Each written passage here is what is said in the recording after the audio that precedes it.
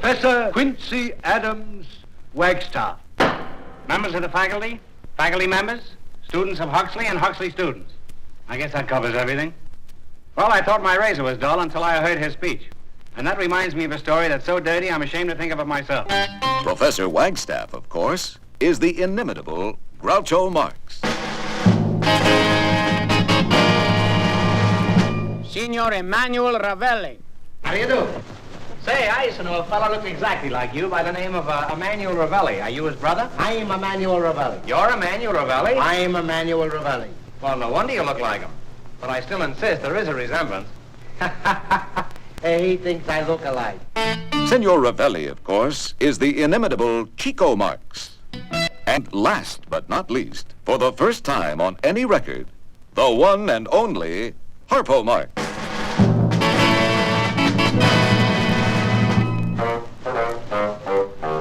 The gate swung open and a Fig Newton entered. How do you do? Who is he? It's my partner, but he don't speak. Oh, it's your silent partner. Yes, these are the fabulous Marx Brothers, who created a style of comedy that has never been matched. Their target was the establishment, and they specialized in throwing low blows at people in high places, like educators. And I say to you, gentlemen, that this college is a failure. The trouble is we're neglecting football for education. Exactly. The professor is right. Oh, I'm right, am I? Well, I'm not right. I'm wrong. I just said that to test you. Now I know where I'm at. I'm dealing with a couple of snakes. What I meant to say was that there's too much football and not enough education. That's what I think. Oh, you do you? Well, you're wrong again. If there was a snake here, I'd apologize. Where would this college be without football? Have we got a stadium? Yes? Have we got a college? Yes? Well, we can't support both. Tomorrow we start tearing down the college. But Professor, where will the students sleep? Where they always sleep, in the classroom. They satirized protocol between diplomats. Now, how about lending this country $20 million, you old skinflint? $20 million is a lot of money. I'd like to take that up with my Minister of Finance. Well, in the meantime, could you let me have $12 until payday? They lampooned business executives. Take a letter. Who to? To my dentist. Dear dentist, enclosed fine check for $500, yours very truly. Send that off immediately. I'll have to enclose the check first. You do, and I'll fire you. They ridiculed the law. I didn't know you were a lawyer. You're awfully shy for a lawyer. You bet I'm shy. I'm a shyster lawyer. They mocked respect for womanhood. As chairwoman of the reception committee, I welcome you with open arms. Is that so? How late do you stay open? I've sponsored your appointment because I feel you are the most able statesman in all Fredonia. Well, that covers a lot of ground. Say, you cover a lot of ground yourself. Oh, Your Excellency. You're not so bad yourself. You better beat it. I hear they're going to tear you down and put up an office building where you're standing. You can leave in a taxi. If you can't get a taxi, you can leave in a huff. If that's too soon, you can leave in a minute and a huff. You know, you haven't stopped talking since I came here. You must have been vaccinated with a phonograph needle.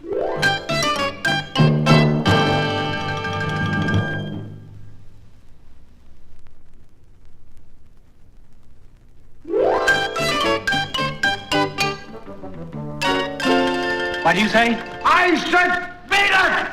Pardon me, what did you say? I said beat it! He said beat it.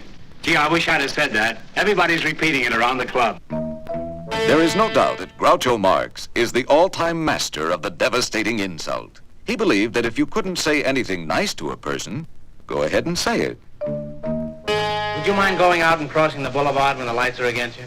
The next time I see you, remind me not to talk to you, will you? You're heading for a breakdown. Why don't you pull yourself to pieces? How much am I paying you, fellas? $5,000 a year. But we've never been paid. Well, in that case, I'll raise you to $8,000 and a bonus. Bring your dog around, I'll give him a bonus, too.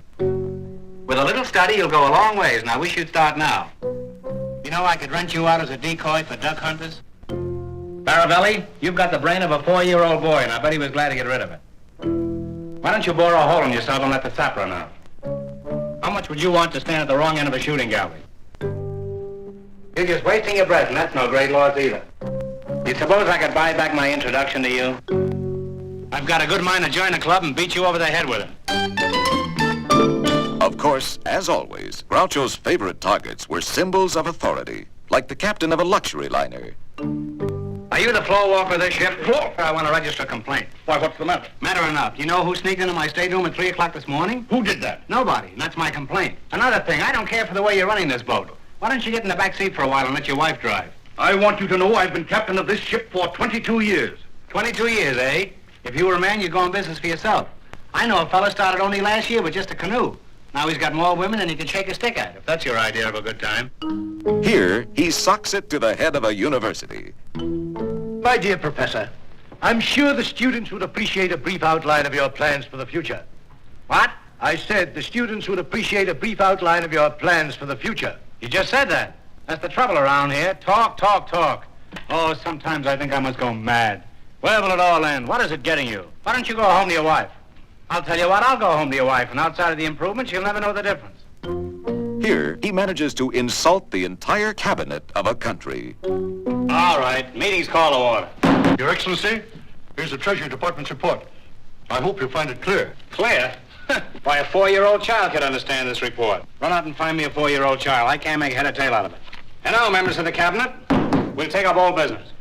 I wish to discuss the tariff. Sit down, that's new business. No old business? Very well. And we'll take up new business. Now about that tariff. Too late, that's old business already. Sit down. Gentlemen, as your Secretary of War, Secretary of War is out of order. Which reminds me, so is the plumbing. Make a note of that. Never mind, I'll do it myself. The Department of Labor wishes to report that the workers of Fredonia are demanding shorter hours. Very well, we'll give them shorter hours. We'll start by cutting their lunch hour to 20 minutes. Gentlemen, enough of this. How about taking up the tax? How about taking up the carpet? I still insist we must take up the tax. He's right. You've got to take up the tax before you can take up the carpet. I give all my time and energy to my duties, and what do I get? You get awfully tiresome after a while. Sir, you try my patience. I don't mind if I do. You must come over and try mine sometime. The insult is so much a part of the Groucho character that he even uses it when he makes love to a woman. Can't you see what I'm trying to tell you? I love you. Why don't you marry me? Why, marry you? You take me and I'll take a vacation. I'll need a vacation if we're going to get married. Married. I can see you right now in the kitchen, bending over a hot stove. But I can't see the stove. Come, come, say the word and you'll never see me again. Gloria. What are you thinking of? I suppose you'll think me a sentimental old fluff, but, would you mind giving me a lock of your hair? A lock of my hair? Why, I had no idea. I'm letting you off easy. I was going to ask for the whole wig. No one was immune from insult, not even his son. Dad, let me congratulate you. I'm proud to be your son. My boy, you took the words right out of my mouth. I'm ashamed to be your father. I'd horsewhip you if I had a horse. You may go now. Leave your name and address with the girl outside, and if anything turns up, we'll get in touch with you. Where you going? Well, you just told me to go. So that's what they taught you in college. Just when I tell you to go, you leave me.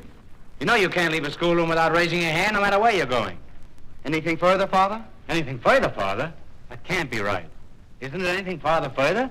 The idea. I married your mother because I wanted children. Imagine my disappointment when you arrived.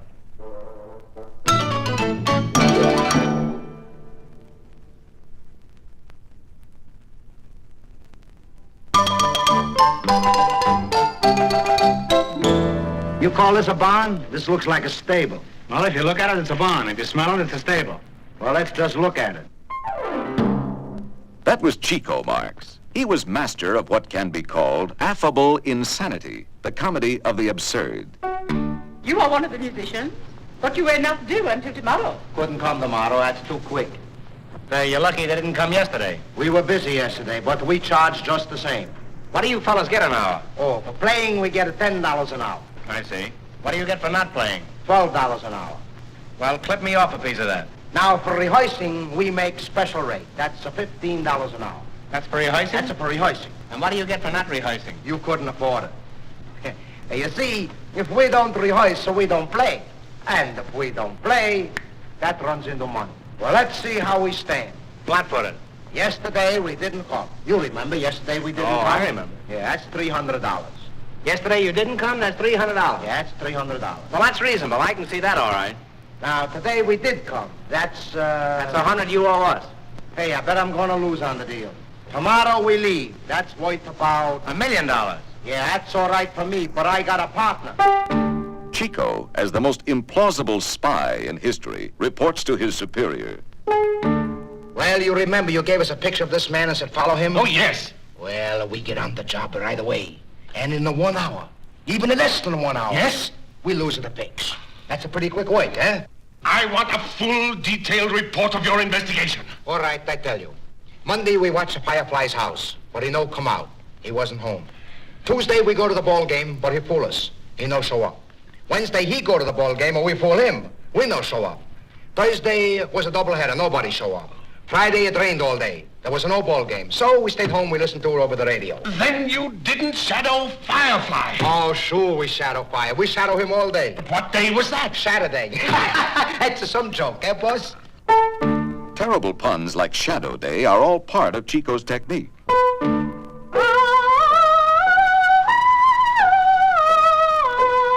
You sing a high, huh? Yes, I have a falsetto voice. That's a funny. My last pupil, she got a false set of teeth. Marxian punning reaches a new high or low, whichever you prefer, in this scene where Chico is on trial for high treason. Isn't it true you tried to sell Fredonia's secret war code and plans? Sure, I sold the code in 2 pair of planes. It's some joke, eh, boss? Gentlemen, Ciccolini here may talk like an idiot and look like an idiot, but don't let that fool you. He really is an idiot. I implore you, send him back to his father and brothers, who are waiting for him with open arms in the penitentiary. I suggest that we give him 10 years in Leavenworth or 11 years in Twelveworth. I'll tell you what I'll do. I'll take 5 and 10 in Woolworth. Chico was at his best as a foil for Groucho, as in this scene in a speakeasy. Hey, Baraballi, What do you want? watch the door for a few minutes. And don't let anyone in without the password. All right, what is it? Swordfish is the password, do you understand? Okay, I got it. Well, what is it? Password. Swordfish! Swordfish! Right, the swordfish, the swordfish. Piazza muscles in the room full of faccia di pazzi. Who are you? I'm fine, thanks. Who are you? I'm fine, too, but you can't come in unless you give the password. Oh, what is the password? Oh, no, you gotta tell me. Hey, I tell what I do. I give you 3 guesses. It's the name of a fish. Is it Mary? Ha ha! That's no fish. She isn't. Well, she drinks like one. Let me see. Is it sturgeon? Hey, you crazy. Sturgeon, he's a doctor who cuts you open when you're sick. Now, I give you one more chance. I got it. Haddock.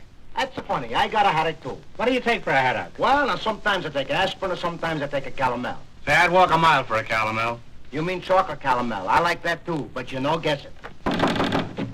Hey, what's the matter? You don't understand English? You can't come in here unless you say swordfish. Now, I'll give you one more guess. Swordfish. Swordfish. I think I got it. Is it swordfish? That's it. You guess it.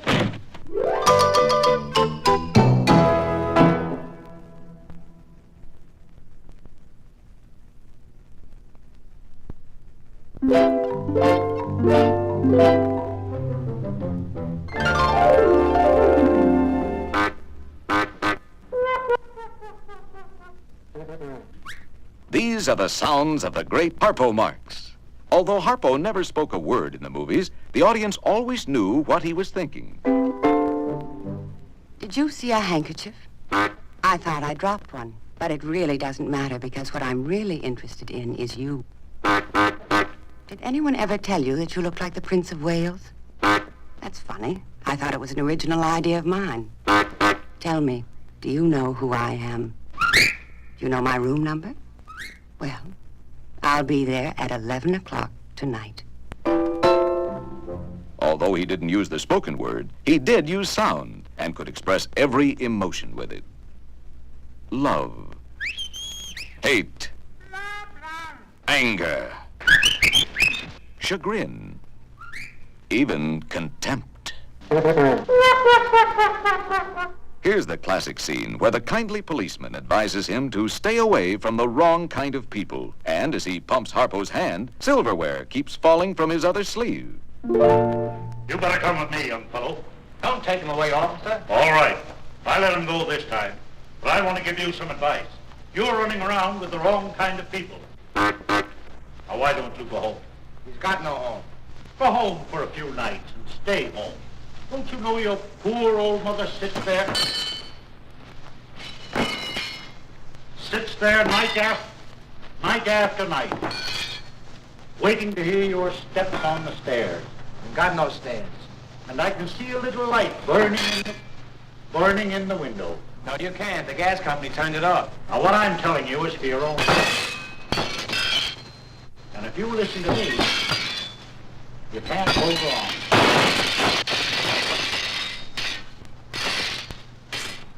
on for years.